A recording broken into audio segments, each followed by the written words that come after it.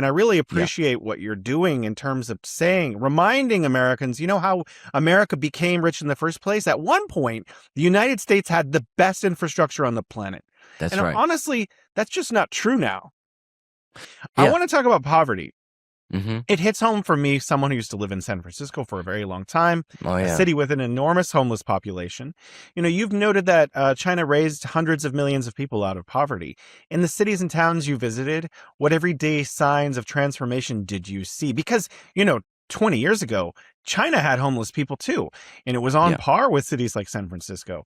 How has that changed? What lessons are there for us? 在中美竞争不断加剧，两国发展模式频繁被比较的今天，一个问题始终引发争议：中国的真实面貌究竟与外界想象有多大差距？在今天这场访谈中，一位美国人分享了自己亲眼看到的中国。他从一次中国之行出发，谈到了中国城乡数字化发展、移动支付普及以及社会治理方式的变化。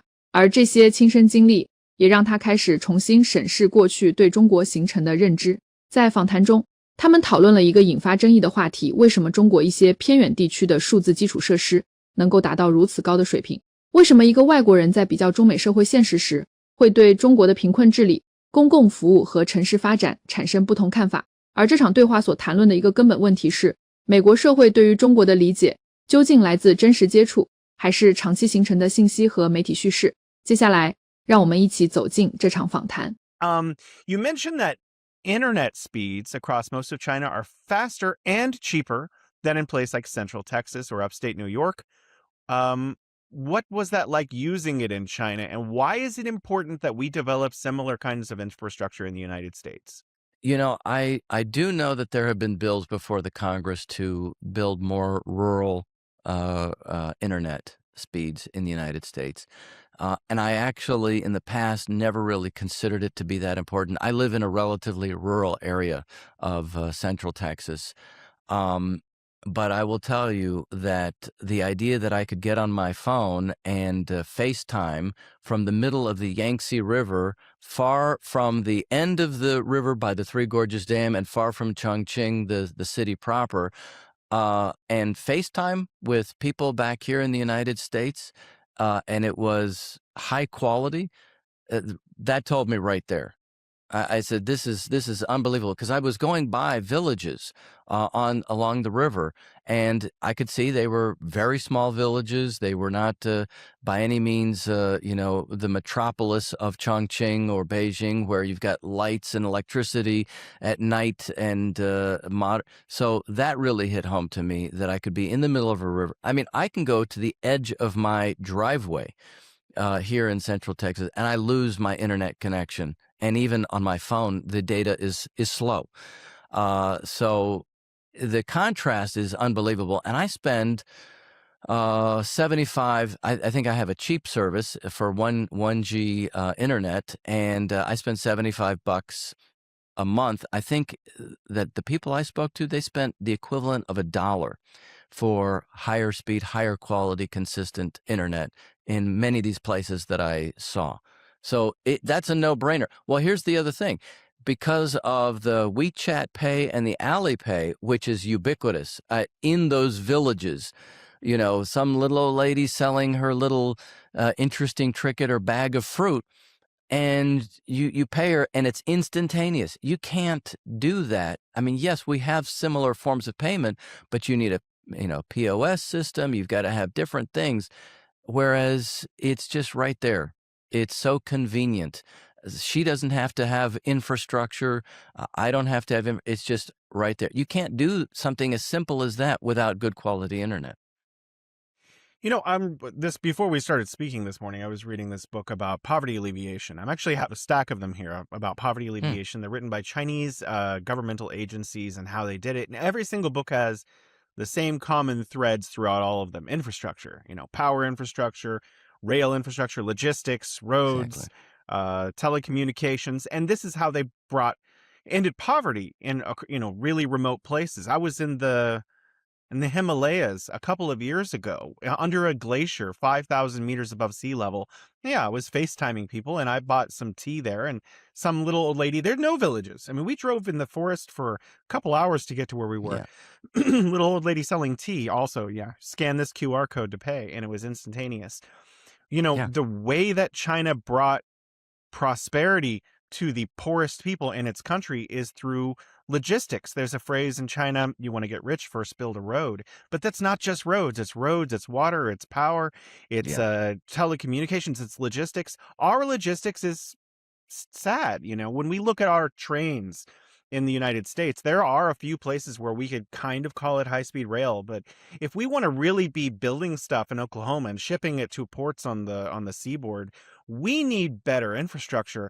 And I really Yeah. appreciate what you're doing in terms of reminding Americans, how America became rich in the first place. At one point, the United States had the best infrastructure on the planet.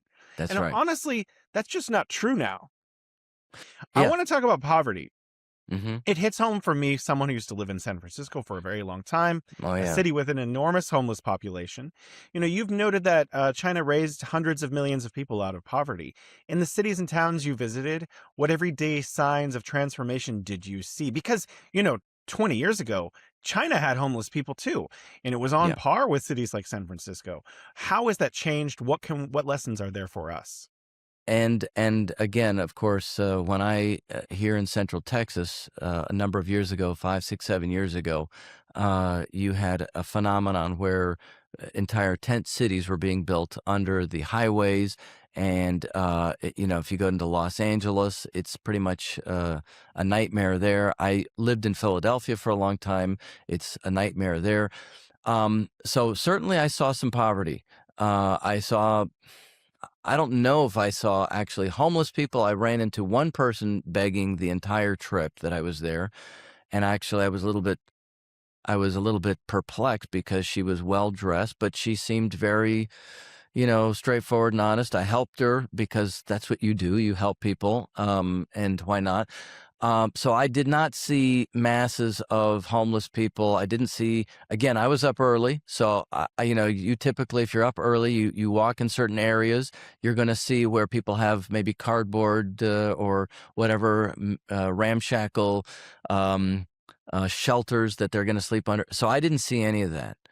And what I understood, and you can correct me, Jason, what I understand is when somebody basically falls on bad times, has hard luck, whatever it is, lose their job, there is a concerted effort, not just by the family, but it's a kind of in the community, by the local government, to figure out how to retrain this person and get him plugged into something.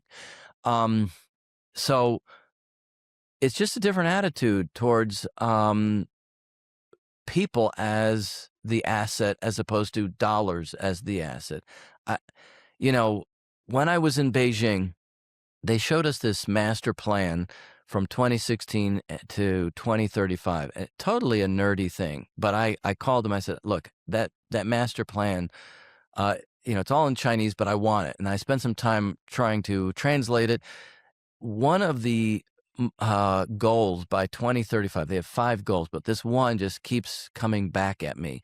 Make life more convenient, more comfortable, and more beautiful. I mean, what government, makes that as a goal for its citizens? And when I spoke to people on the street, I'm like, okay, tell me about your government. Tell me about this 1, 2, 3, 4, 5, where if you don't like something, there's not enough garbage cans, you call up and complain, and then the garbage cans arrive in, a couple of days. And every city, people continue to tell me, well, no, our government actually wants to make sure that our lives are good. That we are secure, that we have stability, and I think that's really the concept. That's not an accounting entry, but it's a principle. It's an overriding principle. So, furthermore, I would say in terms of the extreme poverty question, the yuan that people have figuratively in their pocket buys much more there than here. So no, they don't make as much as I do as an American, but they can actually take advantage of more things in terms of the availability or what or the savings. People save too. They have that luxury, quote unquote, of saving. And again, correct me if I'm wrong, but I don't think that their college students graduate from university with 100 to 200K of debt. I was thinking about student loans when I went to bed because I think it's like 50,000 U.S. Citizens have student loans with an average of 30,000 in student loans. People with masters and PhDs, doctorates, Yeah. medical degrees, they have, like you said, hundreds of thousands, and they spend 30 years paying that off. Um, there are student loans in China. I just want to point that out. It's very low. It's very uncommon.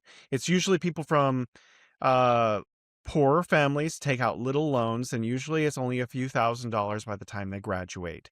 And they're able to pay that back within a year or so on average. I just want to point out before I ask my next question also that, the whole time that I was here from 2012 to leading up to about 2020, everyone I talked to in China loved the United States. People Yeah. described China, government officials I would have dinner with, would describe China as the big brother.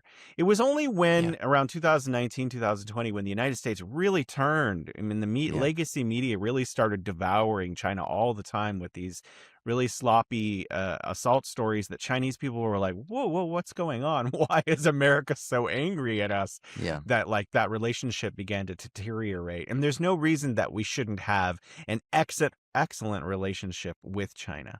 Yeah, Um, that's where mm, the issue of citizen diplomacy, I think, is extremely important. mm. Americans just need to go and see these things that we're saying here for themselves. We don't have a lot of time, but we still have Okay. a few minutes left. I wanted to Okay. ask you, you mentioned that Chinese citizens get more bang for their yuan. I went back to the US this year, and wow, were things expensive. And my wife was shocked. We were in Chinatown, San Francisco. I said, "Oh, I want you to try Chinese food in America. Tell me, good, bad, whatever." And she's like, "You can't pay that. $16?" And I was like, Right. it's so cheap, for two people to eat for $16. I was trying to explain to my wife, this is actually for America, this is really affordable. And she's like, no way. That's like 100 RMB or something. And I was like, yeah, I guess so. Yeah. Yeah, so the issue you bring up is food. And that I had been reading recently in The Economist, where they were saying, see, China is going down the drain because they spend so much money on food. I think um, there is on the question of food, for example, it's a completely bogus idea. It turns out food's a huge part of Chinese culture because when we met with government officials, it wasn't just a 1 hour, hamburger and milkshake. I mean, it was a 3 hour feast, not a buffet. What do you call it? A banquet, really. And in fact, some of the things that we ate, they had to show us how to properly eat them. So, um, I mean, the thing again is we can't reduce things to simple percentages and line graphs. You have to do exactly like you are saying, and you say, well, what can I buy? I mean, the one simple example in Yichang was that we went up to a Coke machine to buy a Coke because who doesn't want a Coke now and then? And 2 Cokes were, I think, less than 50 cents. So I don't remember when the last time a Coke was that cheap. It might have been when I was in second grade in the early 1980s or something like that. So we're talking a really long time ago. So when I say that their money buys more, I mean if you go to what is it, Motel 6 or something like that, sometimes you're spending $150 a night, even at a Motel 6. Well, I stayed in a 5-star hotel that blew my mind. I don't stay in 5-star hotels ever in Beijing, and it was the same. And so there's a cultural aspect, but the main thing is that there's so much that goes in. So here's the thing, Jason, the scale of what China has to do just to keep, whatever it is, 1.8 billion people going. I actually forget the size of the population. The scale requires many, many more inputs than we're used to anymore here. So what you have is the average meals, good quality food, high quality food. I definitely look at food quality everywhere. Yeah, you're spending $2 to $7. The same thing's going to cost you $30, $40 here in the United States. I just had a hamburger and fries for lunch, and it was $30. So that's a reality. It just costs more here, and what most people eat here when they go out is also low quality food. The thesis I'm gathering so far is that there's a lot that the United States can do to improve our own lot and make ourselves a powerful nation again in the world. And a lot of that's related to infrastructure. But I want to ask a question about Yep. the U.S. and China. Yeah. How do you think we can work together to build a better future for both people? And last question, I'm going to package them together. Do you think more Americans should take a trip to China too? So the second question, I think every American should come to China. And I have already, as you can maybe guess, I've already been talking to the government officials in Guangzhou and other places. I intend to go back, and hopefully it's this year, to see some more things. And again, this question is infrastructure driven. The reason that the quality of life is higher is because of all the inputs. So in terms of our relationships, I think that the recent trip of President Trump to China was good. Did it solve, every problem? No, it didn't solve every problem. But my niggle with him is that he is always out to make a deal, but the Chinese are out to make a relationship. And that was a resounding theme throughout the trip. They're not into the one-time meet and shake hands, we got a deal and we're done. They are looking at something that unfolds as a relationship. And you think about it, that's how real relationships should be anyway, right? You're getting to know, and you're finding the strengths and weaknesses and where you add to it. So I think, and my answer to his trip is go again, President Trump. My answer is deploy the State Department to send people and bring more business people. I'm very unhappy with people like Laura Loomer, and even somebody I respect is General Michael Flynn. Suddenly, President Trump gets back, and they have gone, even more into this. The CCP is taking over America. This kind of I don't know if it's yellow journalism or it's just insanity in terms of what they're saying or being told to say. I don't know, but it seems like these people who support the president, supposedly, are now attacking the very initiative that he himself was a part of. So I say that there has to be more trips, and they have to be business delegations, state representatives.